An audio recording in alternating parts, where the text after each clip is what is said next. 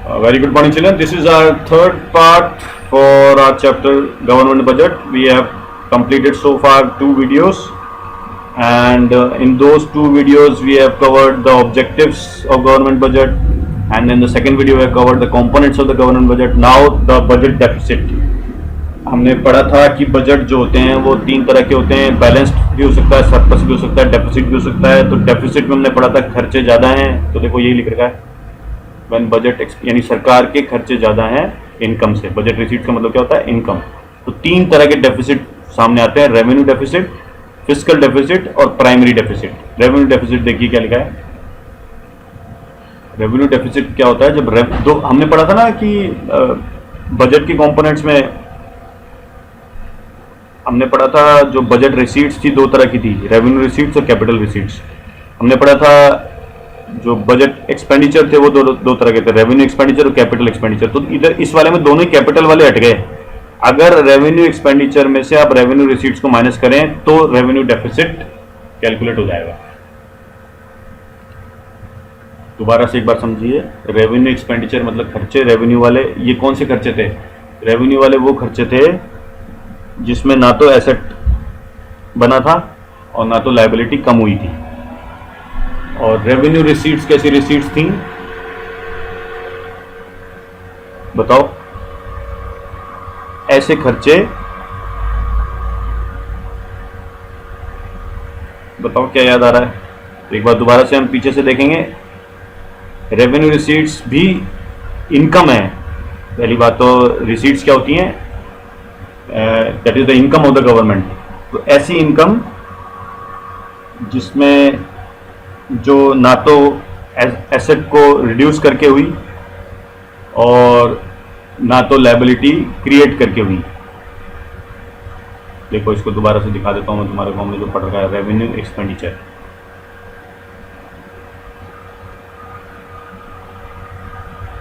Revenue receipts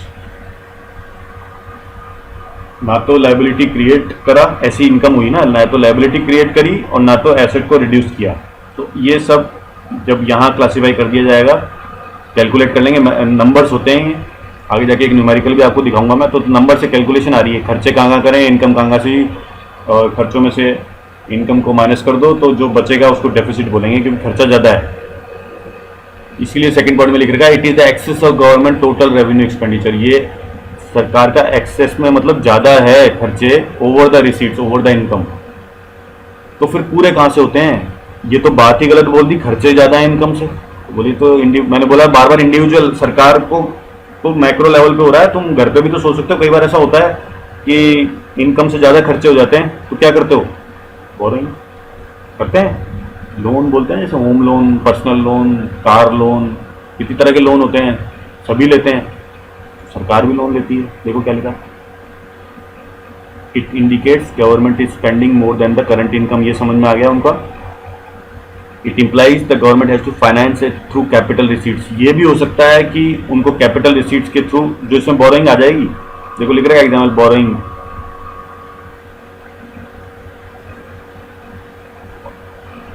और capital receipts नहीं है, और डिसइन्वेस्टमेंट आएगा। ये इसको सही कर लेना।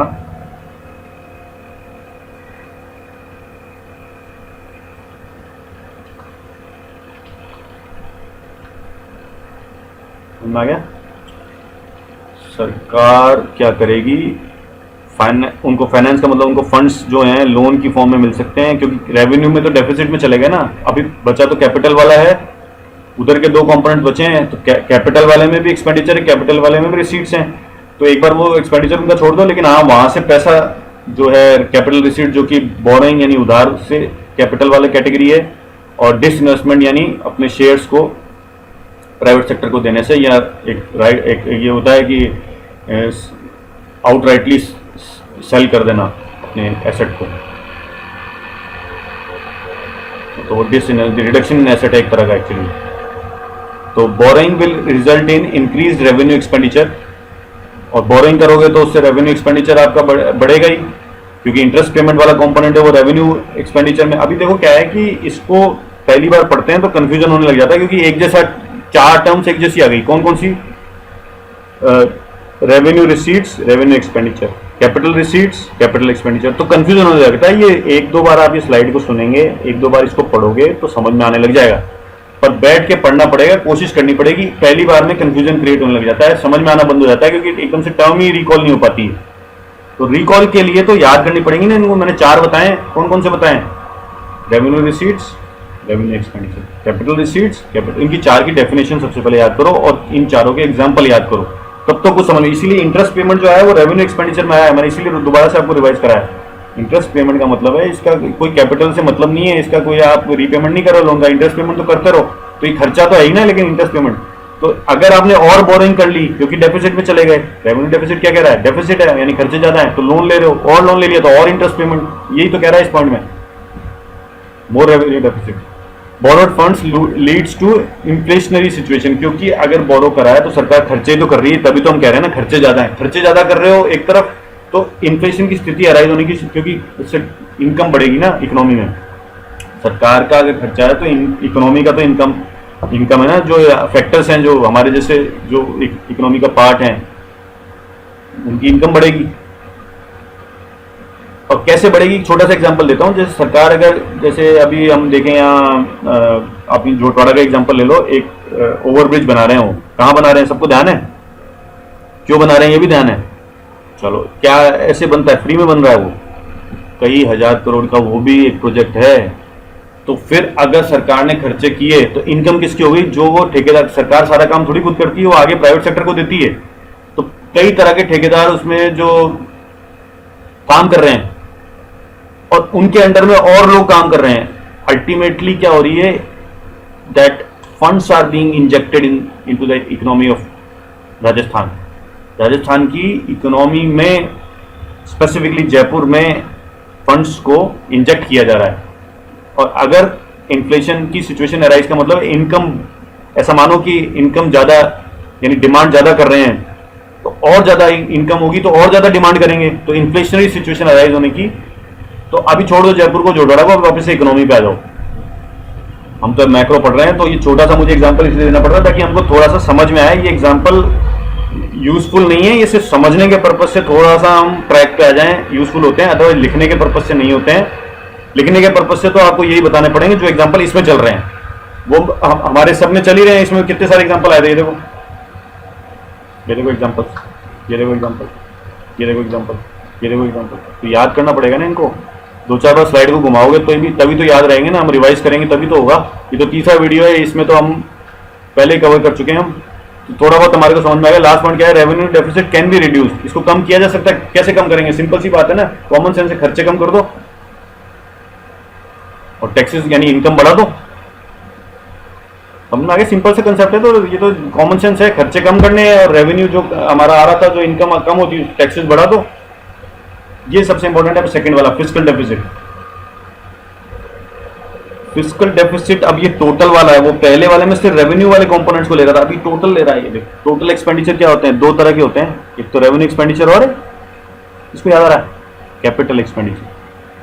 और 2 तरह की रिसीट्स होती हैं, एक तो रेवेन्यू रिसीट्स और कैपिटल रिसीट्स। लेकिन यहां पर एक कंपोनेंट को हटाना पड़ गया, अदर देन बोरोइंग्स। अच्छा, तो मैं एक छोटा सा सवाल पूछ रहा हूं, ये बोरोइंग्स कौन से कंपोनेंट में होती है? थोड़ा सा हिंट दे देता हूं। रिसीट्स है तो रिसीट में ढूंढोगे ना इसको, कौन सी? या तो रेवेन्यू रिसीट्स या तो कैपिटल रिसीट्स। बोरोइंग किसमें होती है? अब तो हिंट ही दे दिया, कैपिटल रिसीट्स। क्यों होती है? अच्छा, फिर से 10 सेकंड का गैप लूंगा मैं एक बार। किसको याद आ रहा है क्यों बोरोइंग्स को कैपिटल रिसीट्स में कैटेगराइज किया? देखो, अगर रिकॉल कर पा रहे हो that is well and good, नहीं कर पा रहे हो तो बार बार स्लाइड पे जाओ, रिवाइज करो। किसको याद आ गया? इसमें डेफिनेशन में जाएंगे ना कैपिटल रिसीट्स की, क्योंकि बोरोइंग्स कैपिटल रिसीट्स में इसलिए क्लासिफाई की गई क्योंकि लायबिलिटी क्रिएट हो गई। या तो एसेट में रिडक्शन हो या लायबिलिटी क्रिएट हो, तो ऐसी इनकम कैपिटल रिसीट्स में आती है। टोटल रिसीट्स में रेवेन्यू रिसीट्स भी हैं, कैपिटल रिसीट्स भी हैं, लेकिन इसने बोला एक बार बोरिंग हटा दो उसको। फिर सेकंड पॉइंट पढ़ो क्या है? It is excess of total budget expenditure over total budget receipts other than borrowings during a fiscal year. तो ये समझ में आ गया, जो फर्स्ट पॉइंट था उसी को हमने टेक्स्ट में डिटेल में लिखा। लेकिन तीसरा पॉइंट देखो, अब बोरिंग्स को हटाया था तो इसका मतलब फिस्कल डेफिसिट क्या है, उतना बोरो करो। तो बोरिंग पहले थोड़ी कर लोगे, जितना एक्सपेंडिचर ज्यादा होगा और बाकी सारे कंपोनेंट्स यानी टैक्स, नॉन टैक्स, डिसइन्वेस्टमेंट, सब जगह से पैसा आ गया और अभी भी पूरा नहीं कर पा रहे हो, तो क्या करो, बोरो करो। तो यानी फिस्कल डेफिसिट जो नंबर होता है वो एक बोरोइंग वाला नंबर होता है। सपोज करो अगर 100 रुपए का फिस्कल डेफिसिट आया पहले वाले फॉर्मूले से, तो इसका मतलब 100 रुपए बोरो कर लो। कैसे आया 100 रुपए, टोटल एक्सपेंडिचर हुआ 200 रुपए। एज्यूम करते हैं हम एक बार एक केस लेते हैं, टोटल एक्सपेंडिचर इज 200 रुपीज। तो कहां कहां खर्चे करे टोटल 200 रुपीज को, हमने रेवेन्यू एक्सपेंडिचर किया और कैपिटल एक्सपेंडिचर किया। रेवेन्यू एक्सपेंडिचर कहां कहां करा, वापस एक बार स्लाइड पे पीछे ले जाता हूं, ये रेवेन्यू एक्सपेंडिचर कहां कहां करा, सैलरीज पेमेंट करी सरकार ने, वो 200 रुपए का बता रहा हूं तुम्हें कहां से वो 200 रुपए बने होंगे। पेंशन पेमेंट कर दी, इंटरेस्ट की पेमेंट कर दी, सब्सिडीज दे दी, लैंड खरीद ली, तो 200 रुपए आ गए। तो टोटल रिसीट्स, इनकम कहां कहां से हुई, वापस से इधर जाएंगे पीछे, इनकम कहां कहां से हुई, इनकम कहां से हुई, टैक्स से हुई, नॉन टैक्स से हुई। बोरिंग को तो हटाना है अभी फिस्कल डेफिसिट में, रिकवरी ऑफ लोन हुआ, डिसइन्वेस्टमेंट हुआ, इनकम हो गई। सपोज करो इनकम हुई 100 रुपए की, अभी फिस्कल डेफिसिट क्या हुआ, 200 rupees minus 100 rupees is equal to 100 rupees. अभी 100 रुपीज इज इक्वल वो बोरो करो। तो fiscal deficit is finance through borrowings from public, commercial banks, reserve bank और अगेन इंटरनेशनल इंस्टीट्यूशंस। अगेन क्योंकि डेफिसिट तो देखो हमेशा इन्फ्लेशन की तरफ लेके जाना पड़ेगा, ये तो तुम्हें समझना पड़ेगा कि खर्चे अगर सरकार के ज्यादा हैं तो इन्फ्लेशन की तरफ ही लेके जाएंगे, क्योंकि डिमांड बढ़ती है ना, सरकार के खर्चे हैं लेकिन जो फैक्टर्स हैं उनकी तो इनकम हो रही है ना। तो वो क्या रीजन में लिख रखा है, because it increases the circulation of money supply in the economy. सरकार के खर्चे लेकिन मनी तो सप्लाई हो गया ना इकोनॉमी के अंदर, कि गवर्नमेंट बोरो। और दूसरा केस ये भी होता है अगर गवर्नमेंट आरबीआई से बोरो कर रही है तो आरबीआई उसको डेफिसिट फाइनेंसिंग भी बोलते हैं। RBI has to print currency notes to meet the fiscal deficit. RBI को करेंसी नोट्स को प्रिंट करना पड़ता है उतना ही जितना बोरो कर रही है सरकार, उसको डेफिसिट फाइनेंसिंग बोलते हैं हम। अभी प्राइमरी डेफिसिट आ गया तीसरा, it is the difference between fiscal deficit and interest payments.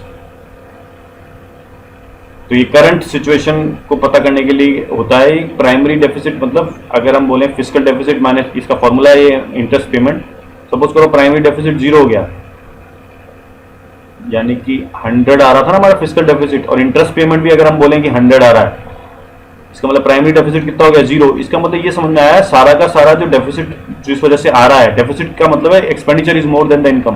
तो इसका मतलब जो डेफिसिट आ रहा है वो इंटरेस्ट पेमेंट की वजह से आ रहा है। सरकार की प्रेजेंट कोई भी सिचुएशन ऐसे उन्होंने खर्चे नहीं है उनके जो बढ़ा रखे हैं, करंट जो सिचुएशन है वो डेफिसिट की तरफ नहीं गई है। ये तो पुराना कोई बोरोइंग थी जिसको इंटरेस्ट पेमेंट करने की वजह से इस बार हम डेफिसिट में गए। ये इंडिकेट कर रहा है how much borrowings are required to meet expenses other than interest payments. अगर 0 आ गया तो इसका मतलब और कोई एक्सपेंसेस नहीं है, सरकार ने और करंट में कोई एक्सपेंसेस नहीं करे हैं। तो इसको दोबारा से एक बार देखेंगे, इसका फॉर्मूला क्या है, primary deficit is equal to fiscal deficit minus interest payments.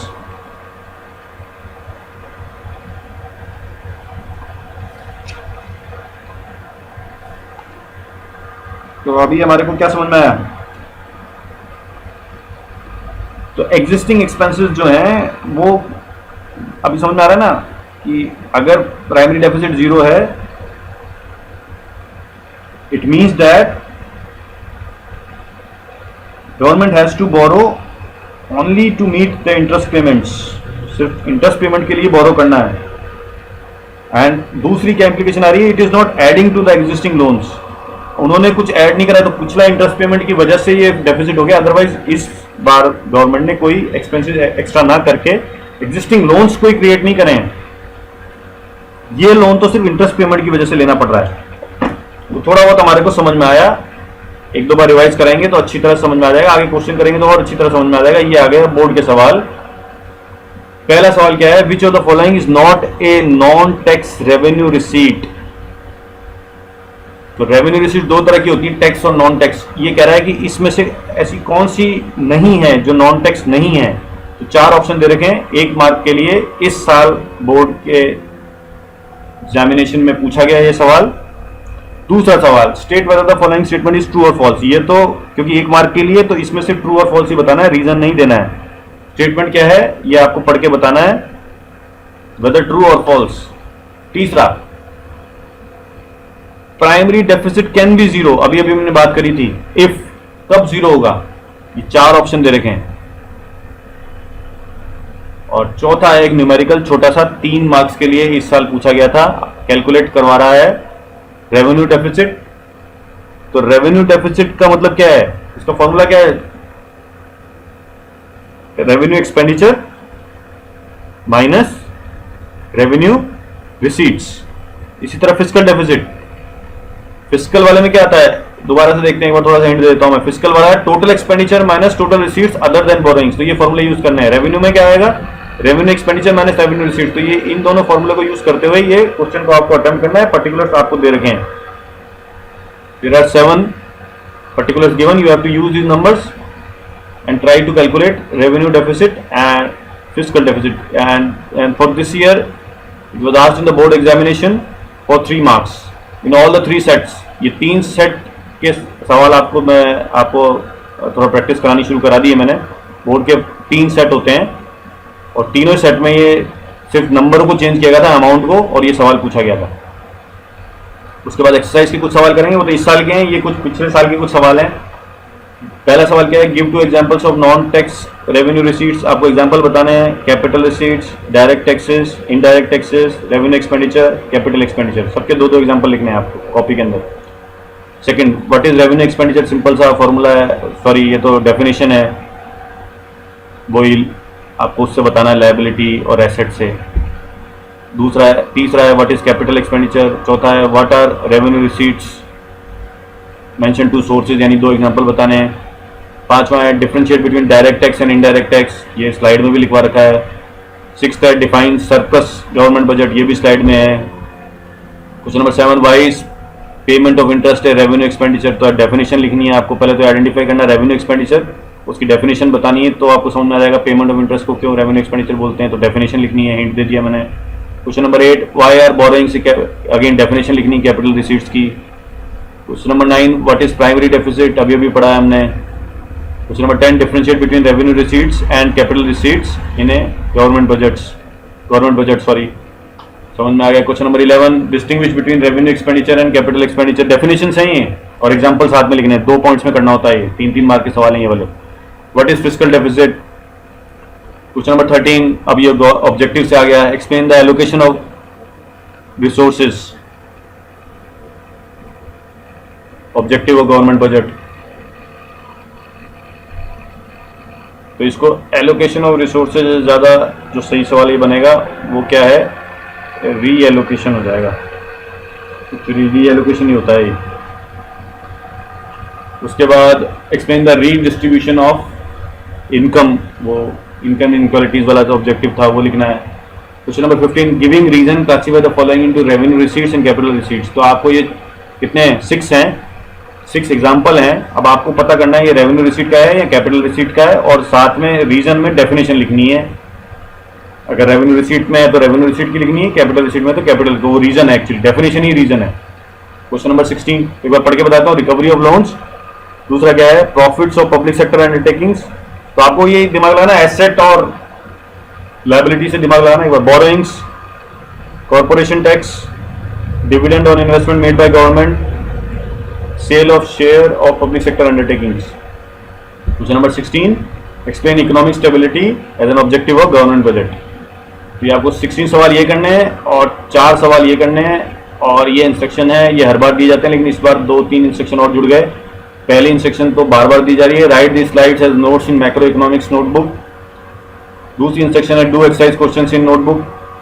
तीसरे से अभी नया स्टार्ट होगा, you have to send only answers of the board question through study base. आपको मेरे को स्टडी बेस में जो मैसेज का ऑप्शन है, जो कुछ स्टूडेंट्स कर भी रहे हैं, आपको मेरे को बोर्ड जो 4 सवाल है उसके आंसर मेरे को भेजना है। एक बार मैं देखता हूँ कितने क्वेश्चन कितने बच्चे कर रहे हैं क्वेश्चन। सिर्फ 4 सवाल बोर्ड की बात करी मैंने आपसे,